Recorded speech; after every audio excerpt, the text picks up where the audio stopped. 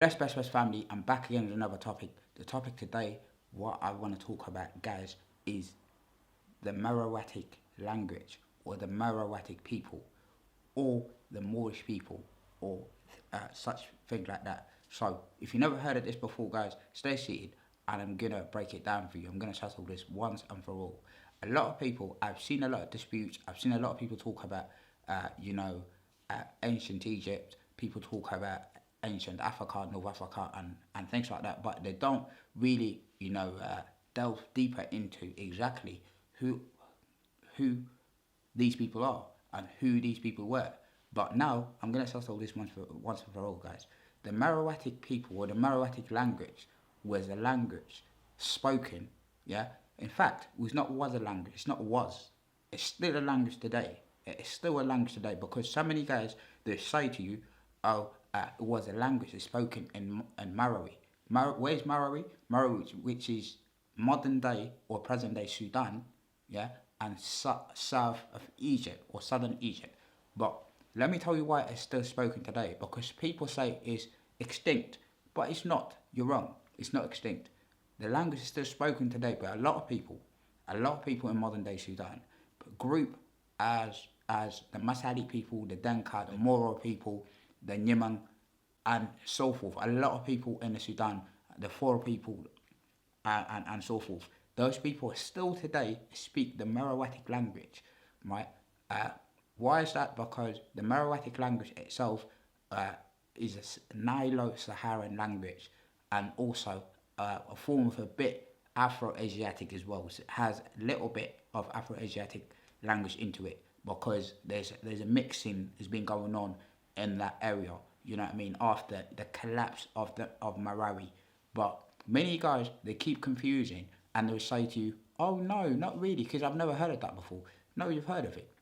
All right. So the Meroitic language itself, uh, inscriptions, uh, was written, and is being used, in form, written in the royal palaces, outside in the streets, and it's been recorded, at record keeping as well. People record everything, and the stones carved on the stones as well. If you go to the Egyptian Museum of Berlin, you'll find a stone there, has the Meroitic language. A lot of people said, "Oh, it's not been deciphered so far because there's, not many people were speaking this kind of language now."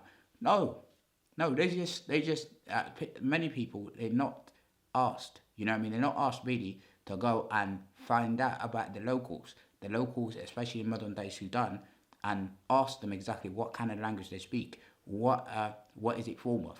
Do you know what I mean? So a word as such as Kandaka, the word Kandaka itself, modern day, a lot of people, Sudanese people, and southern Egypt use the word Kandaka for a queen, and each form of Meroitic language. Even present day, yes, a lot of people might gonna say, "Oh, right, the people speak some a bit of Arabic," yes, and word Andoka, the word such as Andoka, which is all those Andoka, it means king, which is form of Meroitic language. Yeah, there's many words as well in the Nyimang, the Moro, and the Dinka people speak, Latuka and Wer and all those guys. Do you know what I mean? They speak these kind of languages, and it's form of Kushite or Meroitic language. What many people say, "Oh, so what is that really, Kushite or Meroitic?" It means the same thing. Kush or Kushite or Meroitic is the same thing. Literally, is the same thing. It's just like people use different names. If you speak Hebrew, right? Any person that from southern Egypt and Sudan, present day Sudan, right? They call him Kushi in Hebrew. If you speak Hebrew, let me know. They call you Kushi, yes. Okay, so then why I'm saying that there's a connection between the word Moors, or the Moorish people, or Meroitic, or Saint Maurice. You should understand that because Saint Maurice itself was a leader, a Kushite leader in present day Aswan, or Asyut, not Asyut, Luxor. Present day, he was born in present day Luxor, which is that part, formerly historically was part of the Meroitic, or part of the Kushite kingdom, kingdom of Kush. And when he died as well, when he got killed in present day Switzerland, And that's why you see, if you look at the meroitic language, they call it Moors, you see it in the Egyptian Museum of Berlin. So many guys might gonna say, oh, is that how the connection? Of course, the connection gonna go way back, you know what I mean, around 300 BCE. 300 BCE, it's not that early, is it? That was long time ago, and people speak this kind of language. But today as well, if you go and search about the people who lives in present day Sudan, especially area like Western Sudan or heart of Sudan, or the borders, area that bordering like Libya, or bordering Libya, Western Sudan, and area like that. And again, you go to such as like South Sudan today as well, you find people speak this kind of language. You just need to find the connection, and right there you see the connection. And many words that people may not understand, but yeah. So then a lot of questions people might going to say, all right, so what we don't know that, we know that present day Sudan, there's have many different groups. Let me break it down for you guys. Most of the group that you find today in present day Sudan, they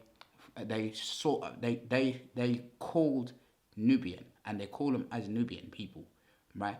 And they do have a clan system, which is the clan system that you find some different groups have different names, but at the same time they are of the same bloodline or heritage line. You know what I mean? Saharan people or nilotic, or some of them have a little bit of Afro-Asiatic as well. So you got to understand that. Why they say Afro? I think I got to dispute the word Afro-Asiatic anyway, because if your blood is blood, if you're darker skin or a black person, I don't know why they should call you that, because I don't think there's such a word as this. So now you're understood, guys, that the Meroitic people or the Kushite people or Marawi, right? It's all the same, or Moorish people. It's all coming from the same word, which is Marawi or Meroitic people. Also, I suggest if you wanted to learn more as well about this information, I think you can go and I suggest to read this book as well. Yeah, The River Wall by Winston Churchill. Right, this book is very helpful as well to give you a bit of understanding of the people, at least at the time of the colonization, the Ottoman Empire, and then following up to the British colonization of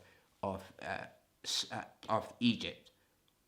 All right, so you have to understand that, because at the time that all of that land was the same. Do you know what I mean? What was not called any such a thing as Sudan. It was called Egypt, or called other name like Marawi, Kush, and things like that. So now, guys, I hope you understand that. So now, if you're saying that to me, I think you got a point, but I don't think that's really correct. You have to understand that, guys. History is always written by the winner, and the winner, people always have a motive. You know what I mean? They got a motive when they write history. They write history normally, whether it's write it correctly or wrongfully. If they write the history or wrote the history wrong, then they will know that there's something wrong about that. Do you know what I mean? So, blessed with family. I hope you understand things about the Meroitic people or the Kushite people. Blessed with family. Stay blessed, family. Bye.